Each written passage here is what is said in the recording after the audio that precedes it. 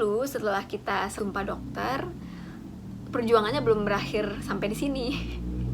Perjuangannya belum berakhir sampai di sini, guys. Jadi ada namanya internship. Itu suatu program yang dibuat oleh pemerintah, oleh Kemenkes. Oke. Assalamualaikum. Hai guys, welcome back to my channel.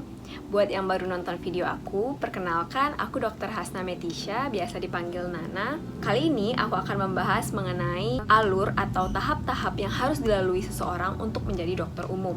Karena banyak banget nih yang nanyain ke aku di DM Instagram ataupun di komen video YouTube. Kita tahu kan sekarang lagi pandemi COVID-19 di Indonesia. Kasus COVID-19 pertama pada awal Maret 2020 dan sampai saat ini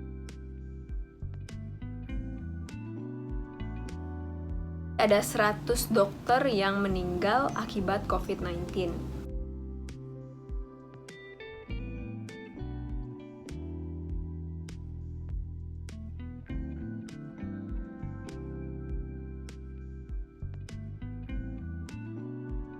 Nah, itu bukan hanya dokter umum, bahkan dokter spesialis, bahkan guru besar atau profesor yang meninggal akibat COVID-19.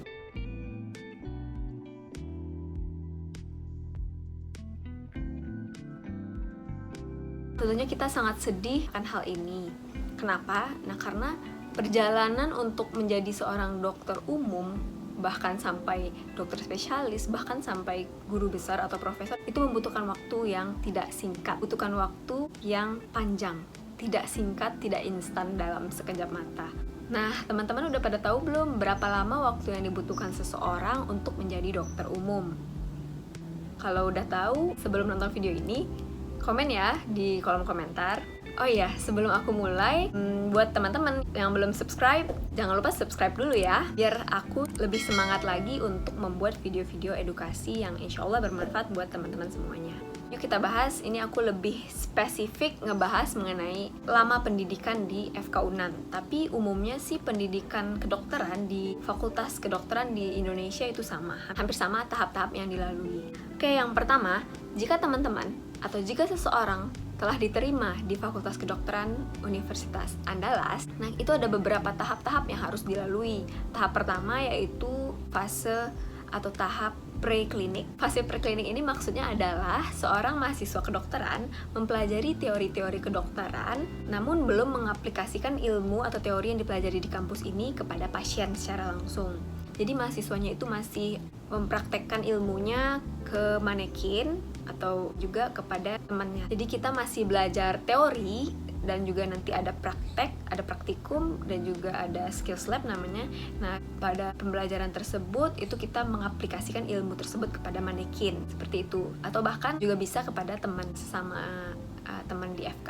Nah, sebagai syarat untuk mendapatkan gelar SCAT atau sarjana kedokteran di FK UNAN, kita harus menyelesaikan skripsi, yaitu terdiri dari ujian proposal dan ujian hasil. Jadi ada 2 kali tampil ujian, dan harus lulus di semua blok yang ada di fase preklinik, yaitu jumlah bloknya adalah 21 buah. Jadi waktu aku belajar dulu di FK UNAN, satu blok itu berlangsung selama 7 minggu. Jadi 6 minggu belajar tentang teori dan juga ada praktiknya, dan di minggu ke-7, di minggu akhir, itulah minggu ujian. Baik itu ada ujian teori, ujian MCQ terdiri dari ujian multiple choice, lalu juga ada namanya ujian praktikum, dan ujian skills lab di akhir blok itu biasanya.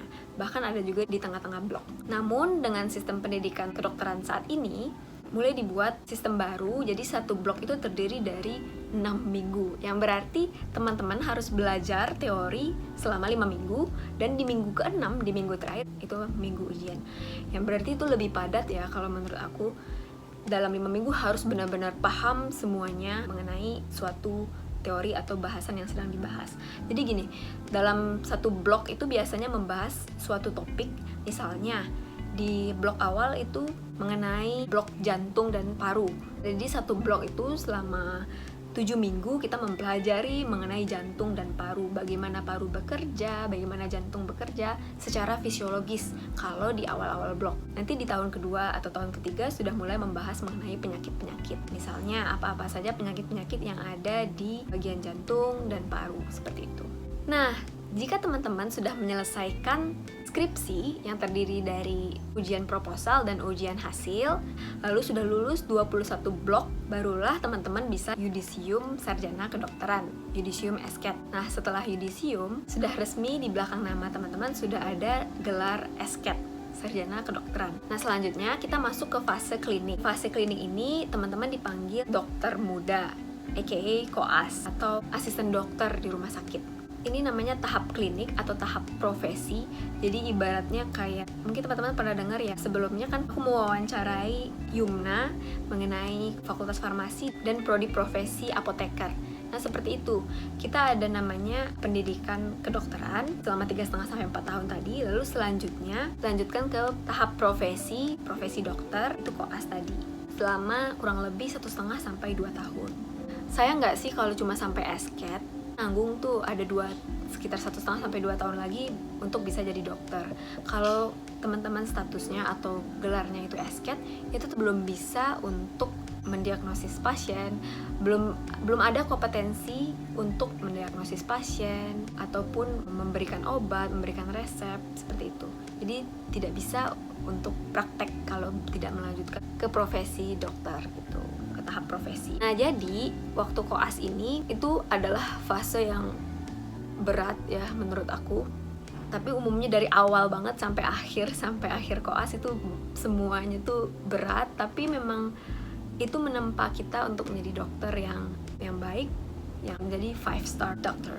Jadi waktu koas inilah semua ilmu yang kita dapat selama di kampus, selama fase preklinik tadi, kita praktekkan atau kita aplikasikan kepada pasien.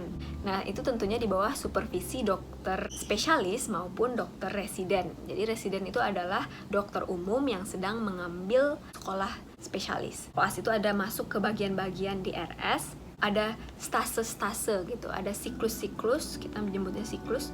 Ada 15 siklus atau stase, terdiri dari 5 siklus besar dan 10 siklus kecil. Nah, siklus besar itu penyakit dalam, bedah, obgyn, public health, dan anak. Untuk siklus besar ini itu lamanya, kalau waktu aku dulu koas ya, lamanya selama 9 minggu. Jadi 9 minggu dikalikan dengan 5 buah siklus besar, kurang lebih 45 minggu untuk siklus besar. Lalu siklus kecil terdiri dari ada kulit, mata, THT, radio, paru, jantung, forensik, neuro, jiwa. Itu 10 siklus kecil yang lamanya tiap siklus kecil adalah 4,5 minggu. Jadi 4,5 minggu kali 10 siklus berarti 45 minggu. Kurang lebih kalau ditotal-totalkan semuanya itu kalau lancar-lancar ya. Jadi ada berapa tuh? 90 minggu untuk koas di rumah sakit. Itu tahap profesi yang koas di rumah sakit ya. Koas itu sih kan udah aku jelasin sebelumnya, masa-masa yang berat banget karena kita dituntut untuk belajar teori, lalu kita juga harus ada dinas malam gitu ya, terus juga ada dinas daerahnya. Seru sih koas itu, masa-masa yang paling menyenangkan, mencekam, deg-degan, terus kadang ada sedihnya, kadang ada stresnya, kadang ada lucu-lucunya juga sama teman-teman kalau ngingat-ngingat perjuangan selama koas dulu ataupun selama masa preklinik. Terus juga ada namanya dinas daerah. Jadi karena kita koasnya kan di Rumah Sakit Umum Pusat M. Jamil Padang, termasuk rumah sakit rujukan nasional ya. Dan tentunya kasus-kasusnya sudah kasus-kasus yang level tinggi, maksudnya sudah kasus untuk dokter spesialis. Kita kan ini sekolah untuk menjadi dokter umum dan tentunya harus ketemu kasus-kasus sesuai kompetensi dokter umum. Nah, oleh karena itu kita ada namanya stase daerah.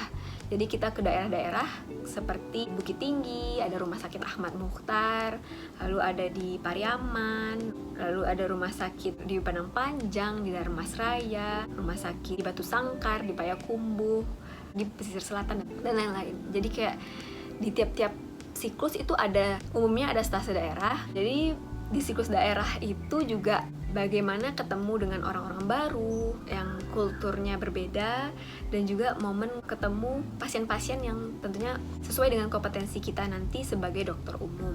Itu momen untuk jalan-jalan juga, guys. Jadi koas itu masa-masa karena semuanya campur aduk. Ada sedihnya, ada menyenangkannya, campur aduk lah semuanya. Seru sih. Masa-masa yang indah untuk dikenang tapi tidak untuk diulang. Seperti itu. Koas itu sendiri penilaiannya banyak. Paling penting sekali itu penilaian etika, attitude.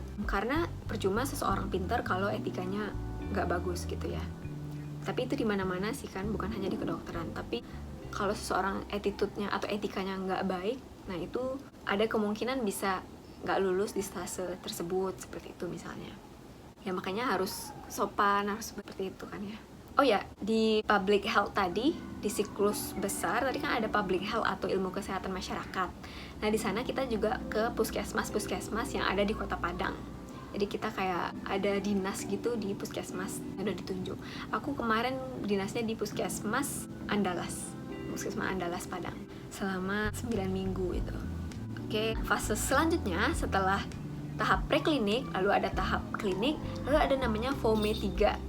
Nah, di FOME 3 ini kita ke puskesmas. Jadi kita di sini belajar bagaimana edukasi kepada pasien, bagaimana penyuluhan kepada masyarakat. Ya intinya kita lebih dilibatkan kepada pelayanan puskesmas. Kalau di public health itu memang kita di puskesmas cuman belum ke pelayanan, belum berhadapan dengan pasien, lebih ke mempelajari struktur organisasi puskesmas itu sendiri. Jadi di FOME ini, Family Oriented Medical Education, itu lebih menitik beratkan kepada promotif dan preventif. Jadi dengan memberikan penyuluhan kepada masyarakat bagaimana agar tidak sampai jatuh sakit. Nah, selanjutnya setelah melalui fase preklinik, fase klinik, FOME 3, FOME 1 dan FOME 2 juga ada, tapi aku nggak tahu nih kalau sekarang masih ada atau enggak. FOME 1 setahu aku itu tahun 1.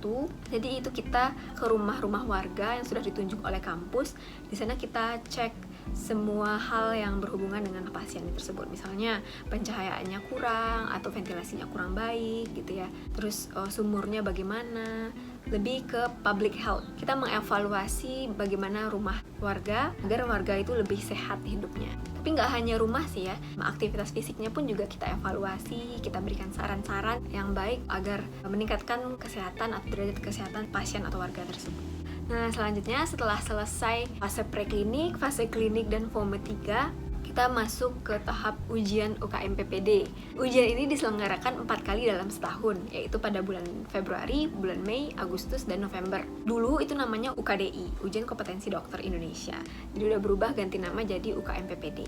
Jadi ujian UKM PPD ini terdiri dari 2 buah ujian, yaitu ujian MCQ dan ujian OSCE. MCQ itu multiple choice question, ada pilihan ganda gitu ya, kalau nggak salah 100 soal. Lalu ujian OSCE itu juga sangat mendebarkan, itu lebih ke ujian atau menguji praktik dari segi praktiknya ya. Misalnya nih, dites gimana membalut luka, lalu gimana memasang infus, gimana memasang NGT, gimana melakukan RJP. Lalu pokoknya ini OSCE dan MCQ, pokoknya dua-duanya ujian UKM PPD ini benar-benar menegangkan. Kita harus mempersiapkan diri, nggak bisa sehari 2 hari. Jadi aku masuk FK Unan itu tahun 2012, lalu fase preklinik kan selama 3,5 sampai 4 tahun. Berarti aku 2016-nya, Maret 2016 aku yudisium esket. Lalu selesai koas itu Maret kalau nggak salah, Maret 2018. Dan karena waktunya terlalu mepet ke Mei, kampus juga ada mensyaratkan beberapa syarat untuk bisa mengikuti ujian UKM PPD. Salah satunya dengan ikut bimbingan belajar yang diadakan dari kampus waktu itu. Jadi aku ikutnya di bulan Agustus. Jadi bayangkan dari Maret, April, Mei, Juni, Juli, Agustus, ada 5 bulan kayak nganggur gitu. Gak nganggur sih, tapi bisa untuk nyicil belajar kan ya, belajar UKM PPD. Waktu itu aku bimbel sama teman aku, Dr. Felicia, sekarang lagi bertugas di Kalimantan. Terima kasih Dr. Feli.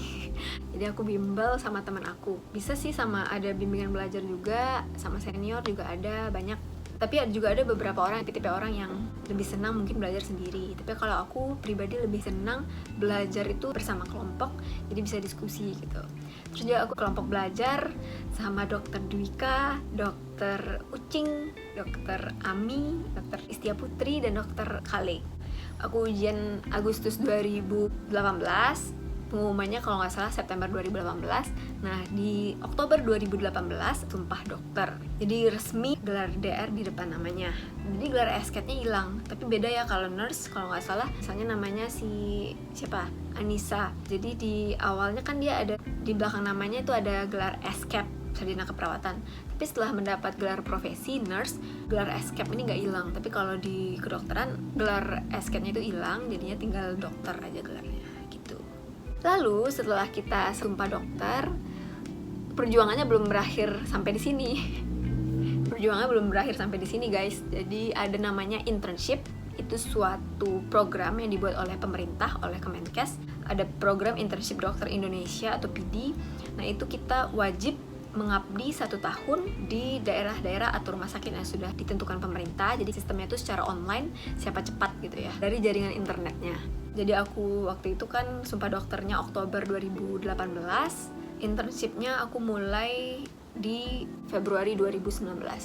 Jadi internship ini adalah syarat untuk mendapatkan STR definitif. Kalau kita nggak ikut internship, berarti kita nggak dapat STR definitif, surat tanda registrasi. Kalau nggak dapat itu, kalau kita nggak punya itu, kita nggak bisa praktek. Nah, begitu guys. Jadi aku internship Februari 2019 sampai Februari 2020.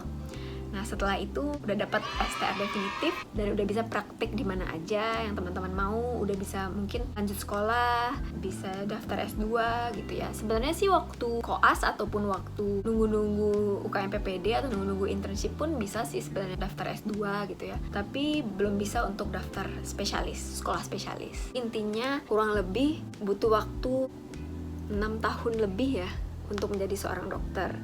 Butuh waktu yang lama, bukan waktu yang sebentar, bukan waktu yang instan untuk menjadi seorang dokter, karena memang mempelajari banyak hal yang menyangkut kehidupan atau kesehatan manusia.